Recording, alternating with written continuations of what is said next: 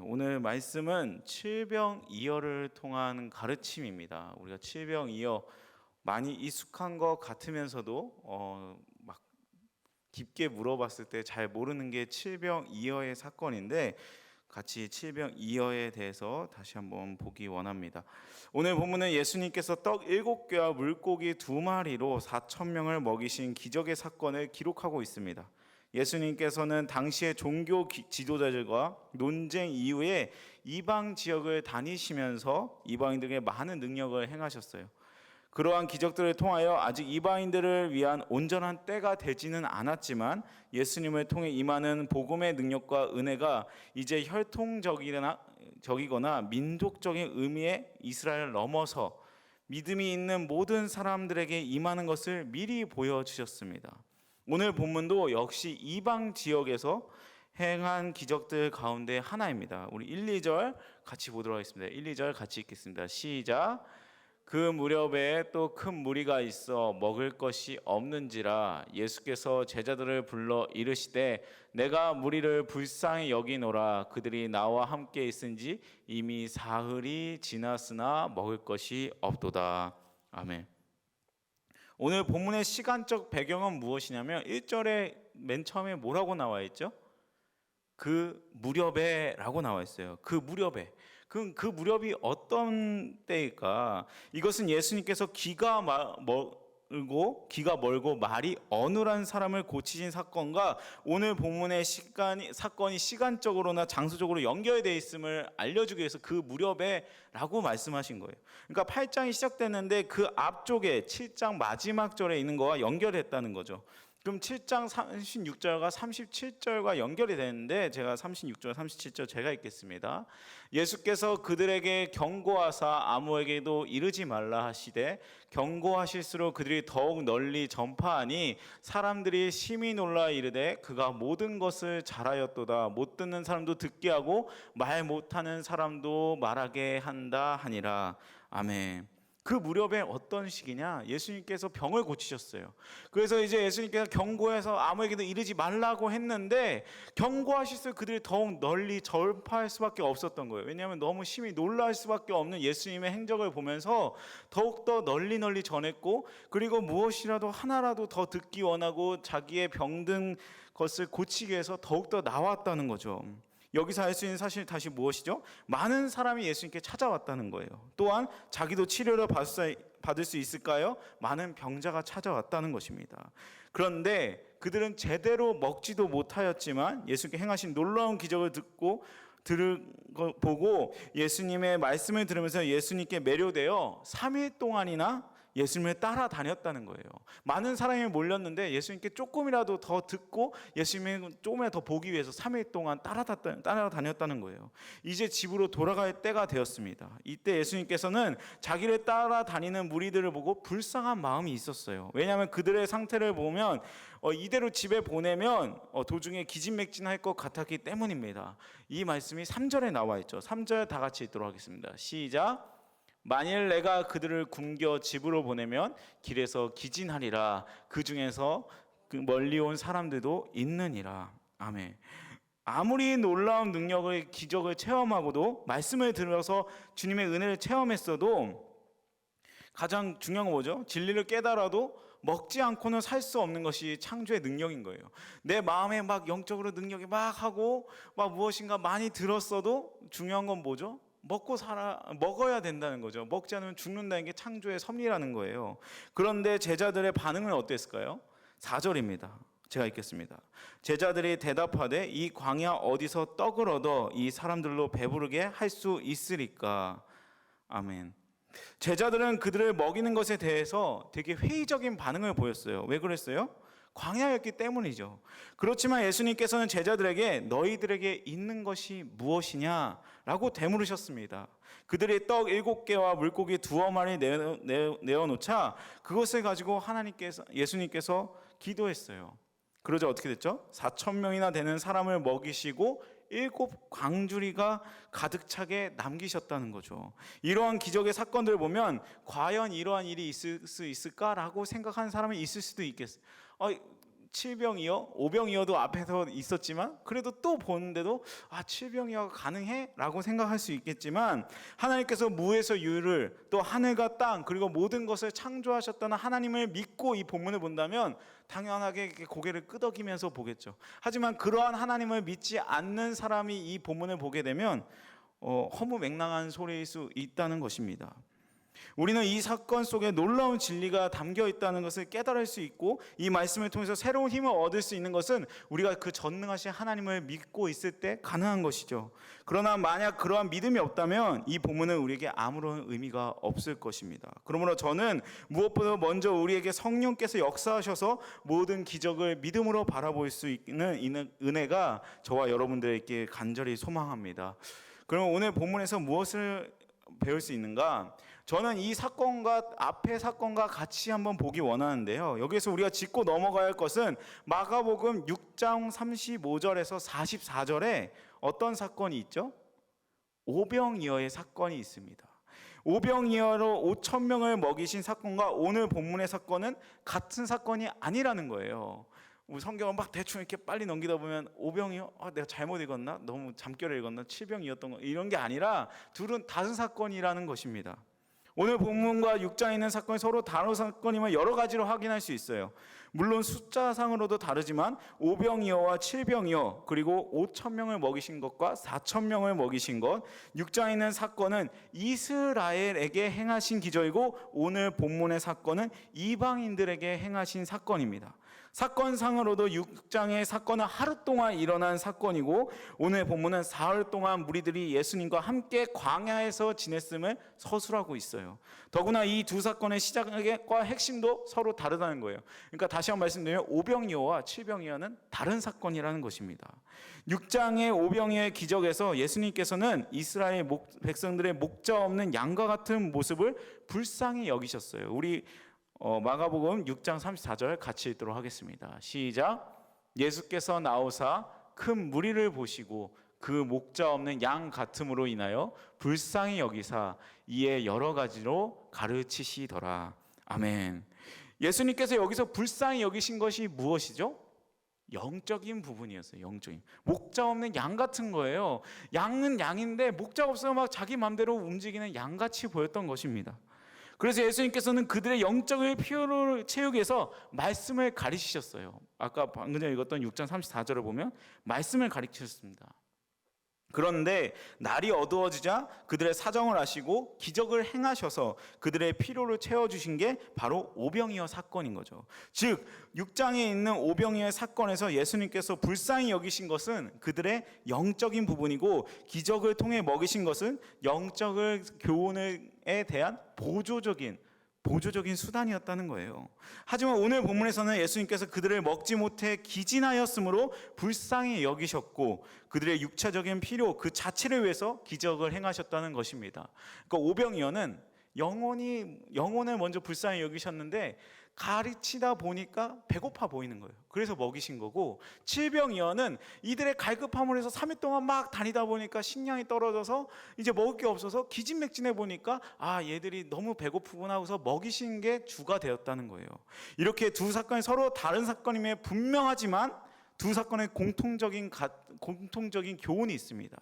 그것은 예수님께서 어려운 가운데 있는 무리들의 형편을 결코 외면치 않으셨다는 거예요. 무리들의 그 어려운 형편을 결코 외면치 않으셨다. 그들을 불쌍히 여기시며 놀라운 능력과 기적으로 그들의 삶의 문제와 어려움을 해결하셨다는 것입니다. 우리가 믿는 예수님은 우리의 먹을 것을 채우시는 분인 줄 믿습니다. 물론 여기서 먹는다는 것은 단순히 음식만을 말하는 것이 아니라 먹을 것으로 대표되는 우리의 삶에 필요한 모든 것을 의미합니다. 하지만 거기서 끝나는 것이 아니라 그뿐 아니라 예수님께서는 영적인 부분을 채우시기 위해서 말씀을 가르치셨던 것처럼 우리의 영적인 부분도 채우신다는 것이죠. 우리가 믿는 예수님은 매일의 삶 속에서 우리와 함께 하시고 우리의 필요를 채워주시고 우리의 문제를 채워주시는 분이라는 거예요. 그렇기 때문에 우리는 비록 우리 눈에는 보이지 않지만 어려움 속에서 예수님의 도우심을 경험함으로 예수님을 만날 수 있는 것입니다. 그러면 오늘 본문에 나타난 기적은 어떤 상황 가운데 일어났죠? 그것은 한마디로 불가능한 상황 가운데 일어났다는 것이에요. 오늘 예수님의 능력이 아니고서는 결코 해결될 수 없는 상황이었습니다. 다시 한번 4절 보겠습니다. 제자들이 대답하되 이 광야 어디서 떡을 얻어 이 사람들로 배부르게 할 수 있으리까? 아멘. 광야는 먹을 곳이 전혀 구할 수 없는 상황임을 말하고 있는 거예요. 그냥 광야입니다 라고 말한 게 아니라 여기 광야예요. 광야에서 어떻게 갖고 옵니까? 라고 말하고 있는 거죠. 광야라는 그 말 자체는 먹을 곡식을 전혀 구할 수 없는 상태라는 거예요. 그리고 5절에서 그들에게 있는 것은 단지 떡 몇 개와 고기 몇 마리 뿐이었다는 것을 강조하고 있습니다. 왜요? 도저히 해결될 수 없다는 거죠. 이 수많은 무리, 4천 명이 넘는 이 무리를 어떻게 이것으로 먹입니까? 라고 말하는 거예요. 한마디로 예수님께서 능력을 행하실 때의 상황은 주의 여건을 보나 자신들이 가지고 있는 능력을 보거나 해결할 가능성이 전혀 없는 불가능한 상황이라는 거예요. 따라서 오직 예수님의 초자연적인 능력만이 그 문제를 해결할 수 있다는 것을 드러내는 것입니다. 예수님께서는 왜 그러한 기적을 행하셨습니까? 그것은 예수님께서 그들의 상황과 사정과 상황을 잘 아셨기 때문이에요. 본문을 보면 무리들을 그냥 집으로 돌려보내기에는 그들이 너무 힘들어하는 상태였다는 걸 예수님이 아셨습니다. 특히 멀리서 온 사람들도 있음을 알고 계셨는데 이것은 예수님의 그들의 상황을 참으로 잘 알고 있었다는 것을 보여주고 있어요. 또한 예수님께서는 그들의 긍휼히 여기셨습니다. 복음서에서는 예수님께서 무리를 불쌍히 여기셨다는 표현이 자주 나옵니다. 자주 나와요. 근데 여기서 불쌍히 여기셨다는 것은 단지 일시적인 동정심이나 감정적인 연민을 뜻하는 것이 아니에요. 그러니까 불쌍히 여긴다 해서 막 우리가 뭔가 얘들 배고프니까 불쌍하다 이 정도의 뜻이 아니고 이 불쌍히 여기다는 뜻은 무엇이냐? 그 문제를 해결하시고자 하는 예수님의 주도적이고 적극적인 의도와 사랑을 뜻하는 단어예요. 불쌍히 여기다. 정말 예수님께서 주도적이고 적극적인 의도로 이 상황을 해결하시겠다. 그러한 이유들로 인해 예수님께서는 무리를 향해 긍휼히 여기는 마음을 가지셨고 또한 주도적으로 그 기적을 행하셨다는 것입니다. 이 말씀을 통해서 우리가 배울 수 있는 것은 예수님께서는 자기를 따르는 사람들의 사정을 결코 모른 채 하거나 무관심하게 놓아두시는 분이 아니라는 것이에요. 예수님께서는 자기네 따르는 사람들의 사정을 알고 계시며 그들을 불쌍히 여기시는 분이라는 것입니다. 또한 예수님께서는 그 문제를 해결하실 수 있는 능력이 있으시다는 거예요. 능력이 있으십니다. 그것도 겨우 우리를 먹일 정도가 아니라 7강주리가 될 정도로 부스러기가 7강주리가 될 정도로 차고도 넘치는 풍성히 채워주시는 분이라는 거예요. 물론 이 말씀을 듣고 하나님은 가만히 있어도 우리의 문제를 해결하시는 분이구나 라고 생각해서는 안 됩니다. 예수님께서 무리를 먹이시는데 전혀 도움이 될 것 같지 않았던 떡 7개와 물고기 2마리를 사용하셨어요. 우리가 이것을 보면 그냥 내가 가만히 있으면 내 필요를 다 아시니까, 내 머리카락까지 다 아시니까 난 기도할 필요도 없어, 말씀 읽을 필요도 없어, 내 상황 다 아시니까 나에게 가장 좋은 것을 주실 거야 라고 그냥 막연하게 방관자처럼 있으면 안 된다는 거예요. 예수님께서는 충분히 돌로도 떡을 만들 수 있고 모든 것으로 찬양을 받을 수 있는데도 불구하고 우리가 가진 전 재산인 7병 2억 7개의 떡과 2마리의 물고기를 사용하셨다는 것을 알아야 됩니다. 우리가 가진 것과 우리의 능력이 많이 부족하더라도 하나님께서는 그것을 통해 놀라운 기적으로 역사한다는 것이에요. 오늘날 인기를 끌고 있는 학문 가운데 4차 산업에 대해서 뭐가 계속 궁금하고 나오고 있죠? 미래학에 대해서 궁금해하고 있어요. 이번에 제가 장례식을 이제 갔다 오면서 제가 깜짝 놀랐던 게 있는데 요즘 톨게이트를 많이 안 지나다 보니까 제일 많이 놀랐던 게 뭐냐면 하이패스 차량이 원래는 2라인밖에 없었는데 이제 현금을 받는 게 2라인밖에 없는 거예요. 그 10몇 개 그 차량이 지나갈 수 있는 그 돈을 받는 거기서 2개 차선만 이제 현금이 사람이 받고 나머지 차량은 다 하이패스 무임으로 받는 것을 보면서 이게 정말 많이 바뀌고 있구나라는 것을 느꼈습니다. 그래서 우리 이 시대 가운데 많이 변화가 빨리빨리 되는 상황 가운데서 짧게는 몇 년, 길게는 100년 후까지 어떻게 될 것인지, 무엇이 어떻게 될 것인지 예측을 하려고 많이 노력을 하고 있어요. 하지만 우리의 미래를 제대로 예측할 뿐만 아니라 그것을 우리의 문제를 해결할 수 없다는 것이죠. 제가 어렸을 때만 하더라도 초등학교 때 너의 장래희망이 무엇이냐 하면 대통령, 경찰이 많았습니다. 의사. 그러다가 제가 이제 초등부 사역을 했을 때 같이 초등부 사역하시는 분들끼리 같이 이제 교회마다 초등부 아이들의 장래희망을 적게 했는데, 그때 장래희망이 뭐가 나왔냐면 1등이 건물주가 나왔어요.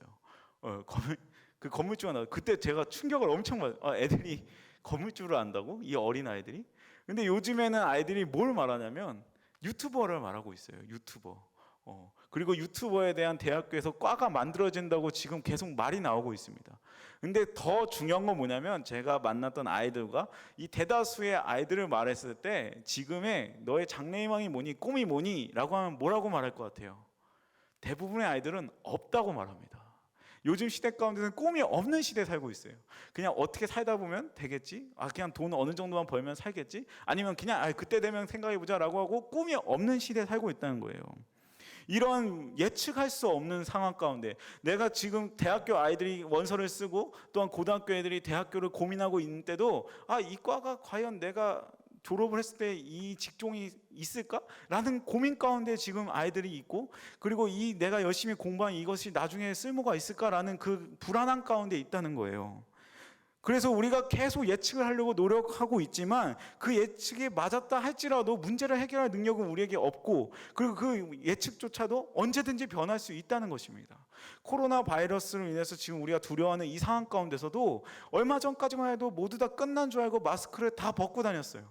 그러다 갑자기 이태원의 사건이 퍼지면서 갑자기 실시간 그 온라인 쇼핑몰에 갑자기 거의 랭킹이 밑에 있던 마스크가 이태원 사건이 터지자마자 바로 위로 다 상위권으로 바뀌었습니다. 이렇게 우리는 한시 몇 시간 몇 분도 예측할 수 없는 이 상황 가운데 있는 거예요. 그럼 우리가 이 한치의 앞날도 내다볼 수 없는 인생을 살고 있는 이 상황 가운데 우리는 두려워하며 불안에 떨어야 살아야 되는 것입니까? 아닙니다. 우리의 이러한 한계 상황에서 우리가 늘 기억해야 될 것은 하나가 있어요. 그것은 뭐냐? 바로 예수님께서 우리의 필요를 채우신다는 것이에요. 나의 능력은 부족하고 내가 미래를 예측할 수 없고 내가 어떻게 살아갈지 모르는 상황 가운데서도 예수님은 내 부족함을 아시고 그것을 채우신다는 거예요. 내 육신의 연약함을 아시면 연약함을 채우실 것이고, 내 마음이 연약하다면, 내 영적으로 부족하다면 그것을 예수님께서 채우신다는 것을 믿고 나아간다는 것입니다. 그것이 없으면 우리는 항상 불안해하면서 살 수밖에 없어요.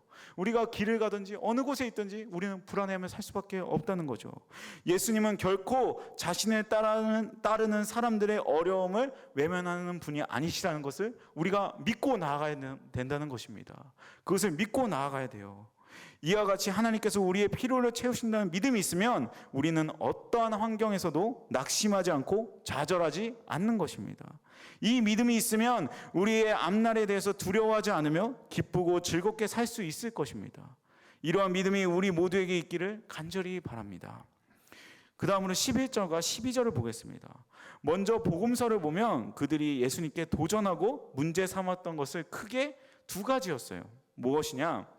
하나는 예수님의 권위에 관한 것이었고 다른 하나는 율법에 관한 문제였습니다. 오늘 본문에서도 마찬가지로 문제 삼았던 것은 예수님의 권위에 대한 것이에요. 우리 11절 다 같이 읽도록 하겠습니다. 시작. 근데 나와서 예수를 힐난하며 그를 시험하여 하늘로부터 오는 표적을 구하거늘. 아멘. 여기에서 표적은 단순히 어떤 기적이나 능력을 행하는 것을 의미하지 않습니다.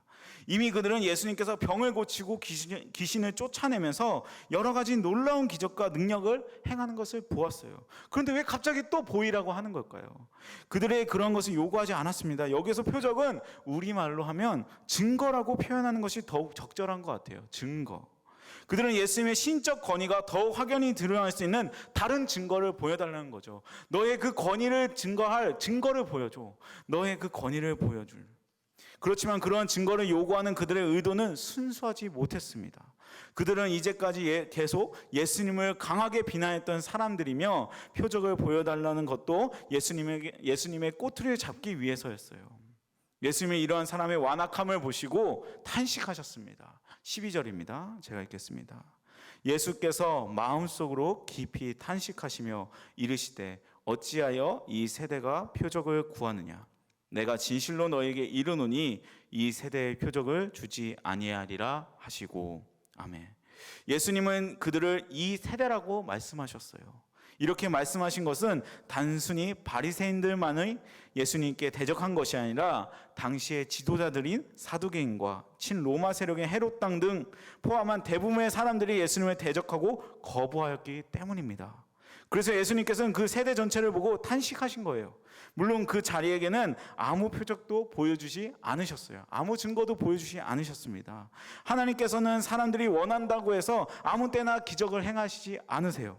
하나님께서 필요하시다고 판단하실 때 놀라운 역사를 보여주시는 것이고, 결코 도깨비 방망이처럼 요술램프처럼 우리가 막 원한다고 값싼 능력을 행하시는 분이 아니시라는 것입니다. 마태복음 16장 4절 우리 같이 읽도록 하겠습니다. 시작. 악하고 음란한 세대가 표적을 구하나 요나의 표적밖에는 보여줄 표적이 없느니라 하시고 그들을 떠나가시니라. 아멘. 마태복음 16장 4절에서는 요나의 표적밖에는 보여줄 수밖에 없다고 말씀하셨어요.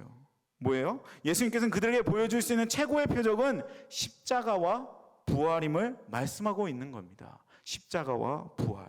그렇다면 예수님을 시험하기 위해서 표적을 보여달라고 했던 바리새인들과 유대인들이 가지고 있던 가장 큰 문제점은 무엇일까요? 예수님께서는 이미 여러 가지 증거를 보여줬음에도 불구하고 그들에게 그러한 증거들을 밝히 분별하고 받아들이는 영적인 눈과 마음이 없었다는 것이에요. 많은 표적을 보았고 많은 기적이 눈앞에 있을지라도 그것을 받아들일 마음과 영적인 눈과 마음이 없었다는 것입니다.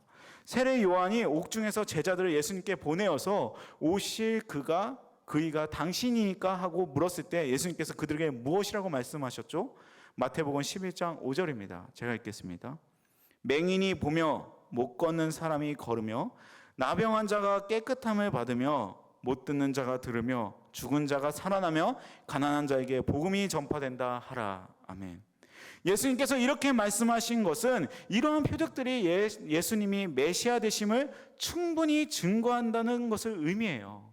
그러니까 아까 바리새인들가 나와서 계속 증거를 보여달라 했지만 아까 전에 오늘 칠병이와 그 앞의 사건들, 맹인이 보며 못 걷는 사람이 걸으며 나병 환자가 깨끗함을 받으며 못 듣는 자가 들으며 죽은 자가 살아나며 가난한 자에게 복음이 전파되는 이 모든 사건들이 이미 메시아임을 증거하는 모든 표적들이라는 거예요.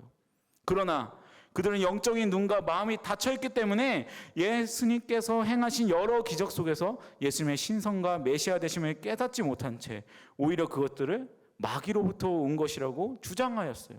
그러나 그들은 또 다른 증거를 보여달라고 요구하고 있는 것입니다. 오늘날에도 역시 많은 사람들이 하나님의 살아계신 증거를 보여달라고 요구하고 있어요. 분명한 증거를 보여줘야만 믿는다고 말합니다.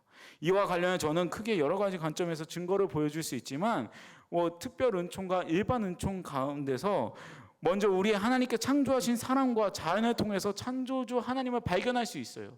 이 세상의 모든 것들, 자연 만물의 아름다움과 우리 자신, 신체의 모든 것, 우리가 돌아가는 이 모든 것들, 우리가 말로 설명할 수 있는 이 모든 것들을 하나님이 창조하셨던 것만 봐도 사람이 아무리 머리를 굴려봤자 우리 세포 이 모든 것 하나를 볼 때마다 하나님이 살아계심을 증거할 수밖에 없는 이 상황 가운데 살고 있습니다. 또한 이 초대교회에서부터 얼마 되지도 않는 이 예수님을 증언하는 이 사람들이 지금은 수도 없는 많은 사람들이 증언하고 있는 역사의 증거성 가운데서도 하나님이 살아계심을 증거할 수밖에 없어요. 또한 이 순간에서도 일어나고 있는 기적적인 일들을 통해서 선교지에 나와 있는 선교사님들과 또 오지에 나가 있는 선교사님들의 말을 들어보면 지금도 많은 기적들이 행해지고 있음을 듣게 됩니다. 이러한 것들을 통해서 우리는 하나님의 살아계심을 인정할 수밖에 없어요. 지금도 우리 주위에는 예수님으로 인해 불치의 병에서 치유되거나 도저히 해결할 수 없었던, 우리가 생각했을 때 전혀 해결될 수 없었던 사건들이 해결됨을 보게 됩니다. 바로와 이런 것들이 하나님의 살아계신과 역사하심을 증거하겠죠. 잠깐 보았지만 오늘까지도 하나님께서 여러 가지 이들을 통해서 살아계시는 증거를 보여주지만, 바리새인과 비롯한 많은 유대인들이 예수님의 말씀과 사역을 보면서도 예수님을 배반하고 거역하며 대적했던 것처럼 오늘날도 많은 사람들이 이러한 증거들을 보면서 하나님의 존재를 부인하고 있다는 것입니다. 왜 그럴까요? 그것은 영적인 눈과 영적인 마음이 열리지 않은 채 닫혀 있기 때문입니다. 바리새인들처럼 아무리 놀라운 이들이 일어난다 할지라도 영적인 눈이 밝히 열리지 않으면 하나님과 하나님의 섭리에 대해서 알 수도 없고 깨달을 수도 없다는 것입니다. 이 사건은 아이러니하게도 칠병이어 사건 바로 뒤에 나옵니다. 칠병이의 사건, 그 말로도 될 수 없는 그 사건을 보고 바리새인들 찾아와서 따지는 거예요. 증거를 보여라. 당신의 그 신적 때문에 증거를 보여라. 우리의 삶 가운데서 이럴 때가 많습니다. 우리의 삶 가운데서도 정말 하나님이 나와 함께 하시고, 저는 새신자 교육을 하거나 청년들과 상담을 할 때 저는 오랫동안 신앙생활을 했는데 내 삶 가운데 딱히 뭐가 일어나지도 않고 증거가 보이지 않고 기적도 남들처럼 성령 체험이나 이런 것도 한 게 없어서 저는 예수님을 믿는지도 모르겠어요 라고 고백하는 청년들이 은근히 많아요. 그럴 때마다 저는 그렇게 말합니다. 당신이 성경을 읽었을 때 그 말씀이 믿어지는 자체가 기적이라고. 말씀을 읽었을 때 믿어지지 않고 아무리 좋은 책, 아무리 성경에 관련된 아무리 좋은 책을 갖다 줘도 이 말씀이 믿어지지 않는 사람들이 얼마나 많은지 모르겠어요. 그런데 이 말씀이 있는데 믿어지는 거예요. 이 말씀이 하나님의 역사하심을 드러내고 내가 이 말씀을 통해서 내 삶이 변화될 걸 믿어지고, 내가 기도하면 하나님이 내 기도를 들을 걸 믿고, 내가 이 말씀을 통해서 내가 변화될 거라고 믿는 것, 그 모든 자체가 기적이라는 것입니다. 우리의 삶 가운데 이렇게 기적이 넘쳐나고 있어요. 단지 내가 경제적으로 어렵고 내 사업이 힘들 때 내가 기도함으로써 로또에 맞은 것처럼 돈이 하늘에서 떨어진 것만이 기적이 아니라 이 모든 것도 기적인데, 바리새인들이 그 수많은 기적을 보았는데도 불구하고 예수님께 표적을 보여달라고 했던 것처럼 우리의 삶 가운데서, 우리의 기도 가운데서도, 우리의 삶 가운데서도 주님, 나의 삶 가운데 기적을 보여주세요. 나의 삶 가운데 주님이 살아계심을 증거를 나타내 주세요 라고 우리가 말할 때가 너무나 많다는 것입니다. 우리는 항상 영적인 마음과 영적인 눈이 열리도록 기도해야 돼요. 우리의 삶 가운데 이 모든 것들이 정말 영적으로 닫혀있는 사람에게 필요한 것은 능력이나 기적이 아니에요. 설령 죽은 사람이 살아났다 해도 그들은 믿지 않을 것입니다. 우리 앞에 죽었던 사람이 살아날지라도 우리가 영적인 눈과 마음이 닫혀있다면 그것을 믿지 못하게 됩니다. 그들에게 진정한 필요한 것은 오직 성령의 역사입니다. 성령님이 이끄셔서 이 모든 것을 제대로 볼 수 있는 눈, 이 모든 것을 이끌어가는 게 하나님이라고 시인할 수 있는 눈, 그 마음. 성령의 능력과 역사 외에는 우리가 하나님의 손길을 느끼고 인정할 수 있는 방법이 없습니다. 오늘 본문과 병행구인 마태복음에서 말씀하는 것처럼 어떠한 다른 것보다 중요한 것은 십자가와 부활의 역사예요. 십자가와 부활, 그 외에는 우리가 내세울 게 없는 거죠. 구약에서 계속 예언되었던 대로 하나님이신 예수님께서 우리의 죄 때문에 십자가를 지신 것으로 더욱 큰 증거는 없습니다. 그리고 그 십자가가 하나님의 구원 방법이라는 것을 확인시켜 주는 예수님의 부활보다 더 큰 표적은 없습니다. 기적이나 표적에 의존한 신앙이라면 늘 흔들릴 수밖에 없는 것이죠. 오직 십자가와 부활 때문에, 십자가와 부활만 의존하는 신앙만이 결코 흔들리지 않는 믿음인 줄 믿습니다. 성령의 역사하심으로 말미암아 자연과 역사, 그리고 우리 주변에 일어나는 모든 일 가운데 섭리하시는 하나님의 손길을 느낄 수 있기를 바랍니다. 그리고 무엇보다도 십자가와 부활의 믿음으로 언제나 이에 감격하고 감사하는 삶을 사는 저와 여러분 되길 간절히 소망합니다. 이 시간 다 같이 기도하도록 하겠습니다. 하나님 아버지, 감사합니다. 아버지 하나님, 주의 말씀을 다시 한번 바라봅니다. 칠병이어의 사건 또한 많은 이적을 보았는데도 불구하고 바리새인들이 표적 증거를 보여달라고 했던 것처럼 우리의 삶 가운데 이미 역사하시고 우리와 항상 함께 하신 주님을 우리가 영적인 눈과 영적인 마음이 열리지 않아서 보지 못하고 있다면 주님 우리의 마음을 열어주시사 우리의 마음 가운데 다시 한번 감사와 기쁨이 넘칠 수 있도록 다시 한번 주님을 바라보고 믿음의 고백을 할 수 있도록 주님 함께하여 주옵소서. 이 모든 거 예수님의 이름으로 기도합니다. 아멘.